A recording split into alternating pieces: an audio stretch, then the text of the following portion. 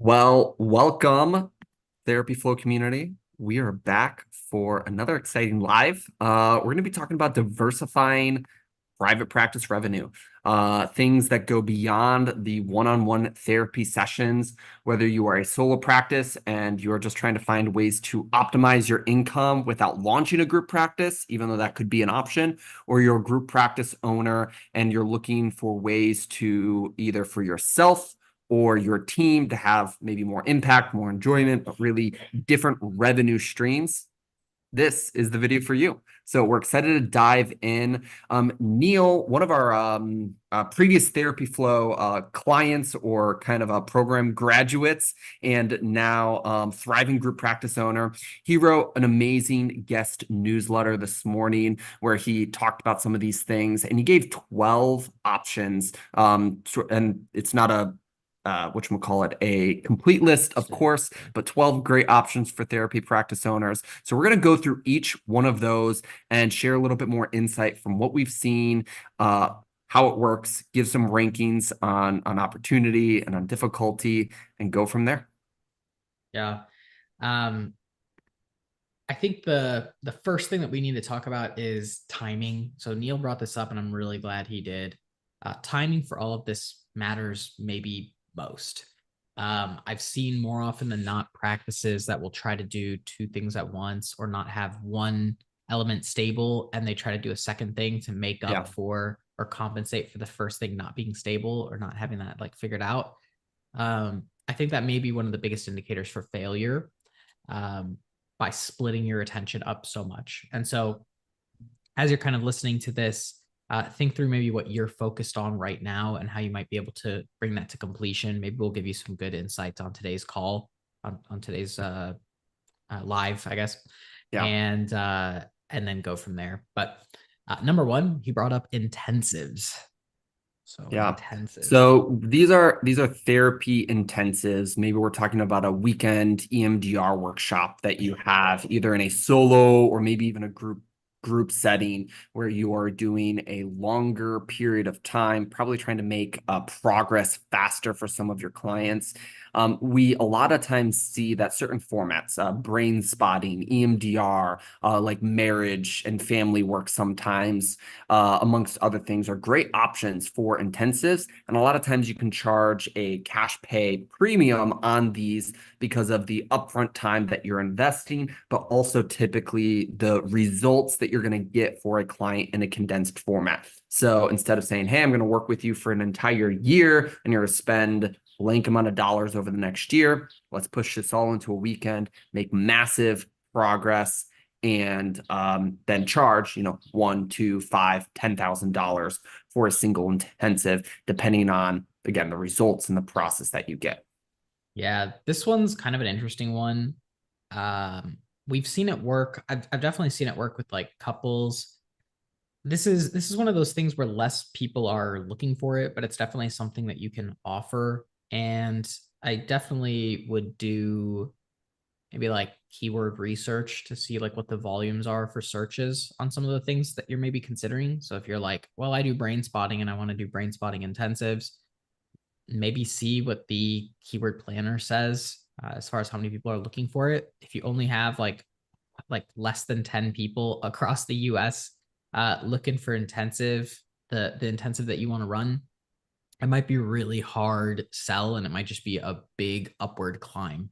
Yeah. So as far as maybe difficulty goes, I think it's maybe on the higher end. I think we're going to rank these out of 10.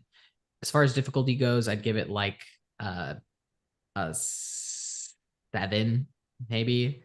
And then as far as opportunity goes, it's actually not that much more opportunity as far as like profit, I would say, but it does get you your cash maybe condensed and maybe there's a little bit of extra cash on top of it. So I Yeah. wouldn't consider it a more scalable solution if you're looking for scale, like in terms of money and effort put in and money out or time out. But it is a great way to pull 1 year's worth of cash into a Yeah. lump sum. And so there are some advantages to that. I'd give the opportunity on that, I guess, like a 5.5. So Yeah. difficulty like seven, 7.5, and opportunity like 5.5, maybe. I was going to say six. I think part of the reason why it's higher is this could really fit into the freedom and the flexibility bucket. So you could take less one-on-one clinical clients throughout every single week, especially if you're a solo practice and or a group practice. Some of your therapists might be willing to put in the time to work a weekend or work an evening or do some of those things to run an intensive, but they wouldn't be willing to do that every weekend or every month. But if you could do a couple of these one a quarter, one a month, even for yourself, you could say, hey, I'm going to just do intensives every spring. So that way I can kind of travel in the summertime and move around a lot. It can be a way to buy that freedom on a cash level, even if it's typically not going to earn you so much more than if you completed the consistent sessions throughout the entire year with someone. So I think this is also an emerging opportunity. I'm hearing more and more about this. So in the coming years, the market desire, meaning the amount of people looking for this as a product, will also increase, which will probably then make this a better opportunity than it is currently. Let's go ahead and move on to the next one. Retreats, a little bit similar to intensives, but this is probably going to be a longer format, maybe not quite as intense or specific. You know, we're talking marriage retreats, wellness retreats, conferences, weekend workshops, those in the vicinity. And I don't know how you feel about this one, Attilio, but I'd probably put this on par of everything we just said about intensives. There are people that want it. There are people that need it. People will pay a premium for a great experience.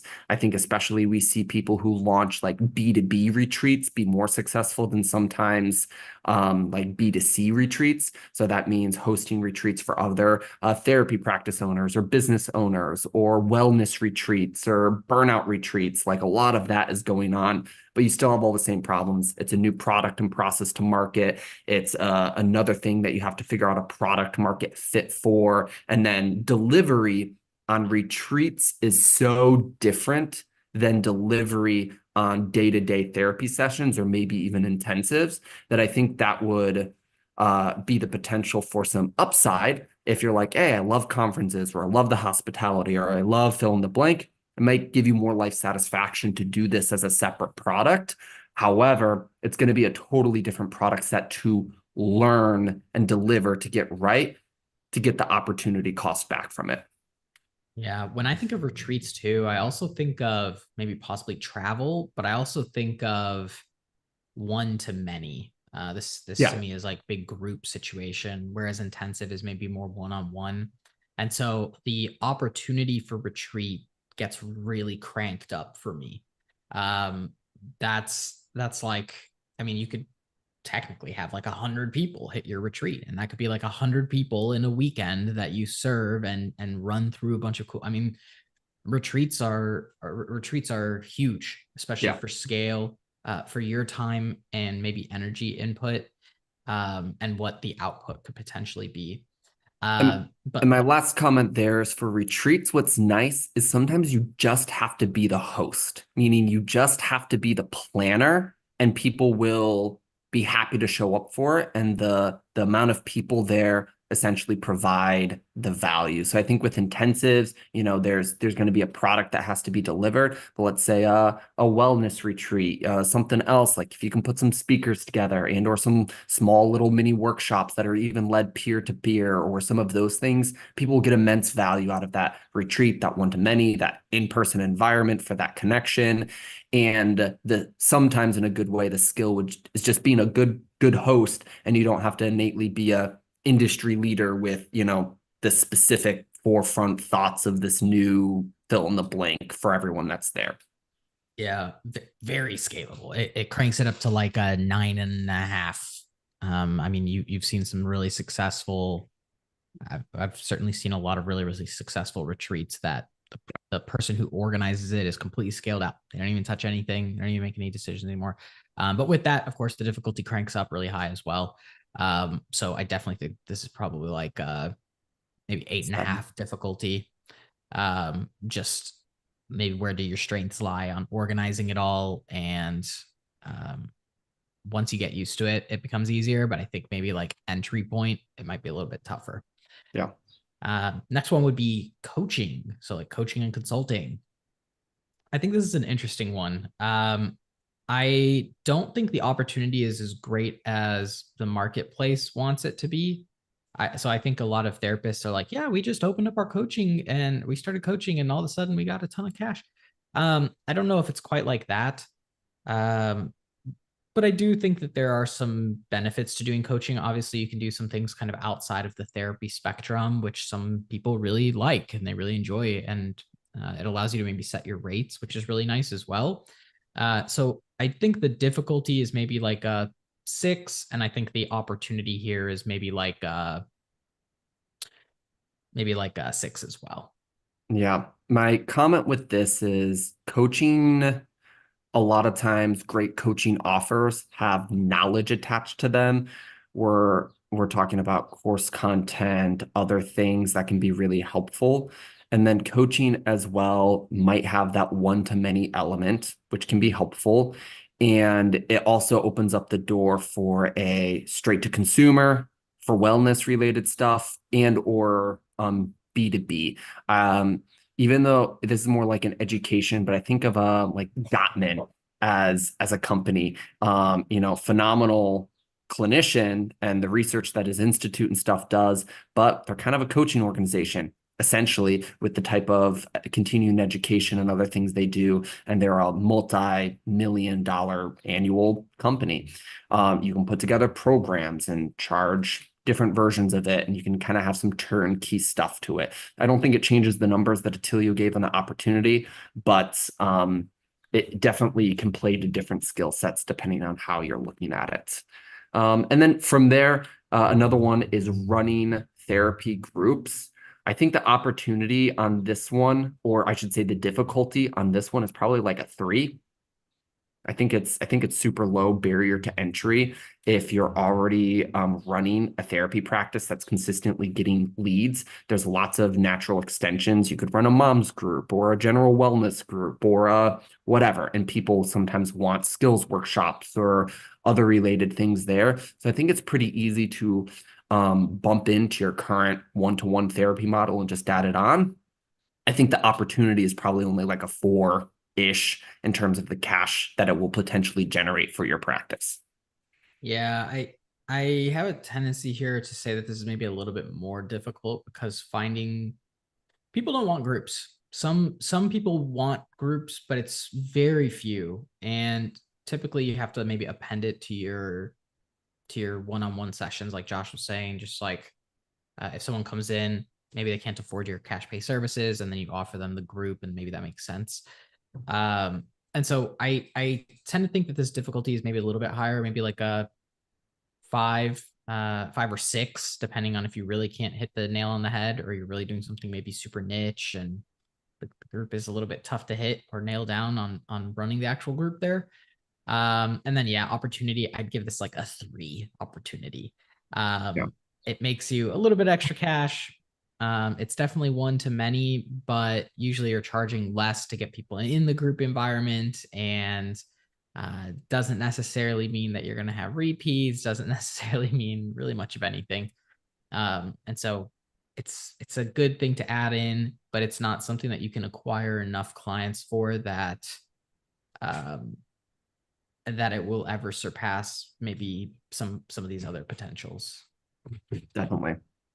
Let's talk about speaking or speaking engagements. There's like consulting, we've talked about coaching. So parsing out speaking specifically away from any of those other products and services, I think the difficulty is actually very high. Number one is you have to be a good speaker with interesting content to present. Number two is you typically get speaking opportunities in one of 3 ways, either from your network and really growing your network and getting invitations, knowing about conferences, submitting speaker bids, acclaim. So you've already done something big and interesting in the industry, or you have a really big following. So people are pursuing you because they want access to your audience or your knowledge or your process. And maybe it's just 2. but those are kind of the two that I see really driving getting speaking gigs. And the difficult part, unless you have a lot of acclaim attached to things, a lot of people aren't paying massive dollars for keynote presentations unless it's kind of your main thing. So it's definitely a big opportunity. I think it's a bigger opportunity if you're attaching it to another business, aka every time you get on stage, the audience that you're sharing and you're interacting with has the chance to become customers. So I did a number of speaking engagements, virtual and in person last year, mainly through networking and otherwise. The opportunity there wasn't from the dollars that I made from the actual speaking engagement on site, but the opportunity there was getting new clients for the services that I offer. And that's why this ups the difficulty to both get the speaking engagements, but then you also have to have a back end product base to monetize essentially all of the speaking that you have. So I definitely think it can be helpful. You just kind of have to be doing one of these other things to go along with it. Yeah, I definitely agree with you there. I think speaking is maybe a little bit more on the difficult side of things, maybe like 6.5, 7 out of difficulty, because there are a lot of things that kind of have to uh, accumulate to make it really work out. And the opportunity is pretty high Yeah, for speaking, like maybe for the hour that you put in, right? And you yeah. could reuse your talks. But I think that's like looking at the top 1% of people instead of looking at maybe like the averages of people. And don't get me wrong, you can certainly get paid, but with a lot of preparation and travel, among other things, um, I think that it's kind of like a pole vault to something else typically. Yeah. Or it positions you to have some kind of back end offer or some kind of authority that's getting built up around you and your personal brand and other things. That I think is the real value behind it. And so I think the opportunity is high if you're taking a lot into consideration. But if you're just like, I'm trying to get paid for my speaking engagements and make that my lifestyle, that might take a little bit more work, or Yeah. you maybe need to have some kind of, like Josh said, some kind of claim or something that you've done before you're speaking in order to make it into something that's big opportunities up front. Some of these have a much higher, and we're not rating this, but a much higher enjoyment factor attached to Yeah. it. So for me, having an excuse to either essentially break even on my time and or make a little bit of money in order to travel, go on site, network with some people, have some nice dinners, travel to an interesting area to do that speaking. That's fun. Doing that a couple times a year, I really enjoy, and it ups my satisfaction of being a business owner and the type of things that I do. And it's not a huge time investment because I'm doing it 2 or 3 times a year. And typically I'm making money to some degree from that event, or at least breaking even if I'm putting costs out for travel or getting reimbursed some or whatever it is. And so it can be a life enjoyment factor, even if it's not a huge monetary opportunity. Going into podcasts and courses, I actually think that the opportunity here is probably like a 9 out of 10 because it's infinitely scalable and turnkey. But I think the difficulty is in some ways equal. You don't have to have a huge audience to start to make money off of courses or podcasting, but both of those, similar to coaching or other places, they're very competitive, and you have to have other marketing skills and other things attached to it to monetize it and to do it. And podcasting especially is about the long-term game. So the reason why it's difficult is to really make it productive is you have to do it for a multi-year process typically to really build the asset and make it something that you get the most benefit or the most revenue out of.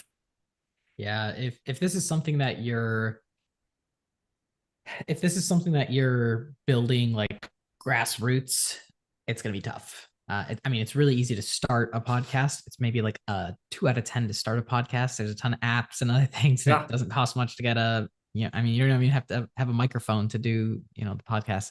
So to start it, it's really easy. To grow it, it's a little bit harder. It does take some trial and error. And if you don't have an audience already, it can be it can never take off, right? Just like a lot of these things, most of them can't take off if you don't really put some time and energy into it. So yeah, I'll agree. It's maybe like a 8.5 difficulty to like really get into it, especially if you don't have any other foundations. But the opportunity is also really, really high for it. Yeah. Let's talk about membership communities of some kind. And a lot of these kind of have some crossover typically of what you would see. Someone who might have a course, might have a coaching offer, who might have a podcast, who might have a membership community, who might have a newsletter. But these can also all be starting point or individual options essentially. So sometimes a membership community can be really good. I've seen a lot of therapists out there where they have a $7 a month membership community for other therapists to ask a specific type of question, or they have a membership community in their local area for moms with a low ticket, whatever. And so the time to like, again, curate and just be the host doesn't necessarily require expert knowledge all the time, but requires you to just have the hospitality and some rhythms and other things. I've seen some therapists with some like in-person membership communities and other things. So this can be online or virtual, and there's some great platforms that you can run these off of to monetize. You get a couple hundred members, be a great side passive revenue source on this. Attilio, what would you rank in terms of difficulty and opportunity? I think this is pretty difficult, and I think the opportunity is maybe middle ground. So I think the difficulty is maybe like a 8, and the opportunity is maybe like a 6. Uh, Nothing is ever quite as passive as it seems, and and if you really want something to be like passive, you have to go for a big business. I think like a big business where there's enough Yeah, hands on deck that everything can get run without you worrying about things, right? And yeah, so I think that this is one of those that I think membership is typically like low dollar cost, and they get access in some capacity to something. Um, if you're not careful, you could be digging yourself a really big hole, I think, on some of these on some of the yeah, membership items. And so depending on what you develop or what program you put together, it could be a real pain in the butt, I think. And sometimes it's yeah, more difficult getting off the ground than anything else, because sometimes people just don't want to be a part of the group. I mean, there was a point in time when we were selling like $1 a month access to this thing that we now sell for $200 a month for. And it was just too early, and nobody connected with the thing, and nobody wanted the thing. So, yeah, there's a lot of energy that goes into some of that stuff. And so uh, I just keep that into consideration while you're while you're thinking through yeah. possibly So submitting a revenue. we have four left here. Newsletter and like sponsorships, maybe like a podcast sponsorship. So monetizing like an audience, like a newsletter or something. Similar, I'd say the difficulty, sort of like a membership community, can be pretty high. There would be two types of like newsletters. One that is your business to consumers, so B2C, or a newsletter that is B2B. The If you are direct to consumer, you're going to need a much larger audience typically to get the sponsorships and the value out of it, because typically consumer products are in the tens of dollars or maybe in the hundreds of dollars, and like lifetime value on those. So a brand or a company wants a very large audience to make it a bang for your buck. That's why some like Instagram influencers with 1 million followers, they do a brand post and they get $500 for it, right? Even though they have access to 1 million people who are following them, because of the type of whatever. On the flip side, you could have just a few thousand people on your list and be able to sell sponsorships for 1,000, 5,000. I've seen for a B2B newsletter, because what that business is trying to sponsor you for, their product is thousands of dollars, or they get a customer and that person spends tens of thousands of dollars over the next 20 years because it's an accounting company or something like that. And so that's where I've seen newsletters or sponsorships have more success, is when the person that you can sell the sponsorship to is a more B2B format. Yeah, I might just say I think there's massive opportunity, but I think the more realistic opportunity is actually pretty small in what Yeah. we've seen. I don't know. I mean, we worked with a lot of people, and I don't know a single therapist that's just really had a breakaway success, like personally, right? I've seen Yeah, them on podcasts. So I think the people that you look to or aspire to are like literally the top 1%, definitely. for the high opportunities, and then the difficulties kind of there to match. Yeah. Let's talk about corporate workshops. I think the difficulty on running corporate workshops, this is like you go into a company and you work with an executive board or you do an entire presentation company wide. I actually think that this is a more accessible route than some of the other options on this list. I think it can go hand in hand with speaking and with networking, and it can be a flip side of something like intensives or retreats. Especially in this day and age, so many companies are wanting like emotional intelligence guidance, process guidance, like trauma informed strategy, trauma informed branding, trauma informed hiring, like I think it's a hot process and a hot topic that therapists have a lot to potentially offer here. It has some difficulty because it probably requires you to put together some programming and some process with a good pitch and networking and marketing to secure these opportunities.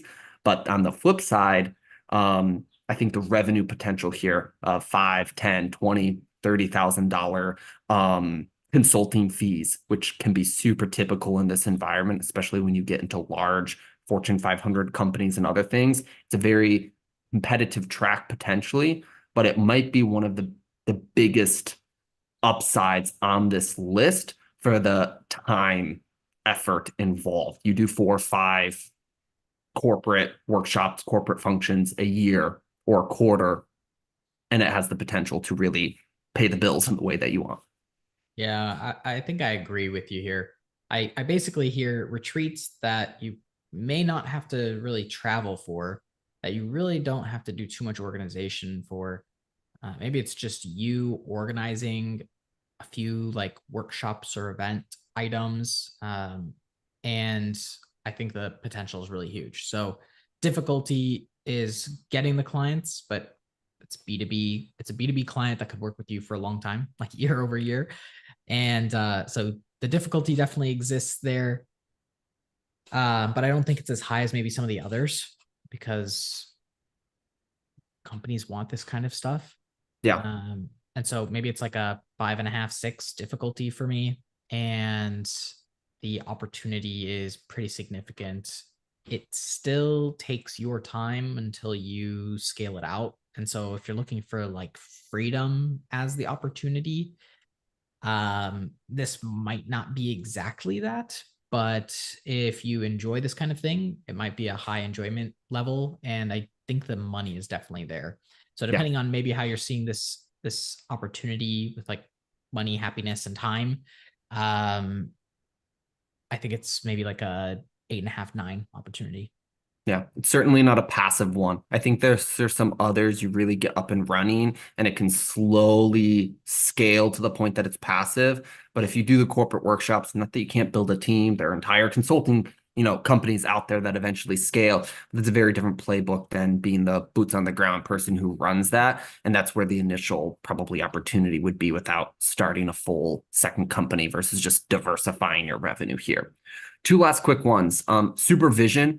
I think for a lot of therapists, especially small group practices, this is a pretty immediate shoe-in where there's some opportunities attached to providing supervision for associate level therapists. You can employ them, or you can just charge the supervision fee. You can become a licensed supervisor, and then you can supervise other people inside of the group practice you work for. So it could be an asynchronous way to just increase your salary at that practice without having any of the management or ownership burden. So I think it's a pretty easy one. It doesn't take a lot of time or energy to get the certifications to be a supervisor. It's something you're going to be very familiar with, and you just have to have the desire to be a teacher, a trainer, a supervisor, and there are always therapy practices and individuals, especially if you live in a college town or large city with many colleges that are pumping out therapists who need the supervision.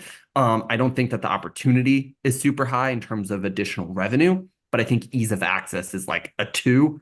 and maybe the opportunity is like a 3 or a 4. So out of all of these on the list, this is probably the easiest to make happen, because as soon as you can legally supervise someone and you have that certification, it's going to be very easy to find an opportunity to get this going. I think I might disagree on a couple elements here. I think Cool. supervision is really easy to get and do and get started, but I think where there's a gap is one, you need to fill the supervisee's schedule. So that's always still going to be difficult, depending on how maybe insurance works for your state, or if you're doing cash, what that breakdown looks like. Some people prefer the associate levels, especially in cash practices, because it's like a downsell. So I think there's some weird angles to it on difficulty there. And then the other difficult point is, even if you were to get a clinical supervisor, they can only supervise a certain amount of supervisees. And so I think there are some, but they can only have certain supervisees, a certain number of supervisees. And so I think there's some limits to it on the top side of things. And I think there's some limits on the incoming side of things. So for that, I think supervision, I feel like it feels like it's the easy thing to do, but it's actually deceptively a little bit harder in some cases. And so I might give it like a 5 or maybe like a 5 difficulty. And then the opportunity is maybe like 5 or 6. Yeah. Because you can get clinical supervisors on your team who are taking sessions and watching the people so that you actually don't have to be involved as much. But that's a lot of juggling now. And you're really only getting like 3 people who you're making a little bit more percentage on. And it's just like, it's not that. I don't think it's that. I don't think it's all that it's chalked up to. I think some people are like, it's a high profit thing because it's more profit on the clinician side. It's like, really. Um, so anyway, that's kind of where I'm at with it. Maybe it's like I mid think the range. best piece is if you're a group practice owner doing the Yeah. supervision in order to hire them as full-time associates as soon as they graduate, Kind it can of be get a Peter. very easy recruitment shoe-in, and that's why it's valuable, not because of the cash you make, but probably actually lose on a time level, depending on how your structures are set up with this process. And last and not least, if you are a solo practice, becoming a group practice owner can be a great way to grow your revenue sources. And I'd say actually for all of these, if you're already a group practice owner, growing your group practice can be a great way to diversify your revenue. When we think about the reasons why someone would want to diversify your revenue, 3 things come to mind. Number one is impact. So one-to-one sessions has a limited scope of impact, and it may be not impacting people in all the ways you want. You do corporate workshops, you're going to impact people very differently. You do speaking gigs, you launch a book, the impact can change. But I'd say even on an impact level, you scale your group practice and you go from 3 counselors to 15 counselors. Wow, you're going to be completing hundreds, if not thousands more monthly sessions, impacting that many more people. Number 2 is diversity of revenue for like security purposes, meaning the more revenue you have coming from multiple places, the more secure your business typically is. If you think about it, each one of your therapists is almost like a product or line source, especially if they all have different specialties.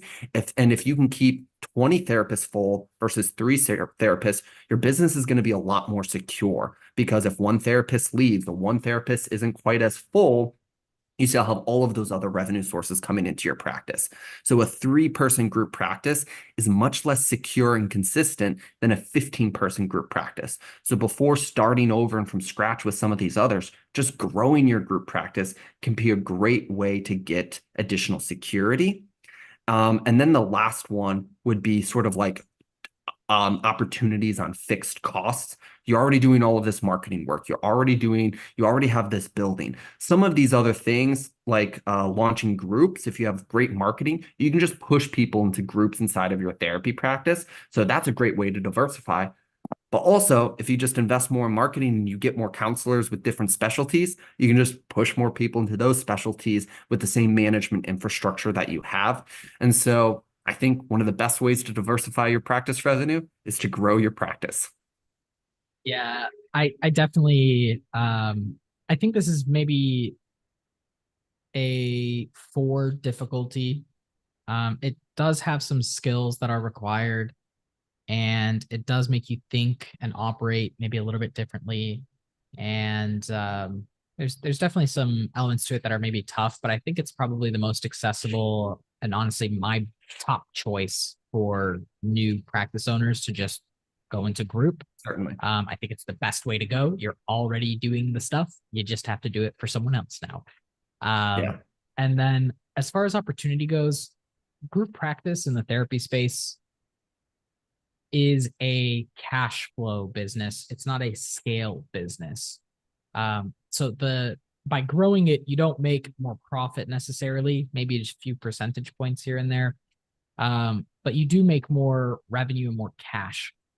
So as far as opportunity goes, I think it's maybe middle of the road on opportunities. Like if you're like, should I do group practice or run a different business? Like maybe there's other high opportunity businesses out there, but maybe it's not exactly what you want to do. So I think as a cash flow asset, it's really solid. Growing your business is number one. Like there's usually not a reason to change vehicles if you can already get what you want just from your current vehicle. And so being focused, I think, is maybe the hardest part here. So the difficulty to me is maybe like a 4, and the opportunity is maybe like a 6. definitely. We hope this ranking of these kind of most common or great options, it's not an exhaustive list. I think of things even more asynchronous, like real estate and other things that can even go along that could be potential revenue sources or security sources for your practice. But I hope that this list and this breakdown helps you determine if slash when. And I think just to go back to the beginning of what Attilio started with, don't try and do two things at once. Get your current thing to a stable point that you're happy with, because you're probably not going to successfully grow two things at the same time, which means if you start the second thing, you might be able to grow the second thing, but the first thing is probably either going to stay where it is or shrink just a little bit. And if you're okay with that, let's say you have a 10-person group therapy practice and you launch a secondary thing, great. You're probably not going to be hiring and scaling more over here, but you've got your stable 10 and you can start to work on something else if that's really what you want. And so just, timing is everything and nothing is passive when you first start it. Yeah, love it. We'll see you guys.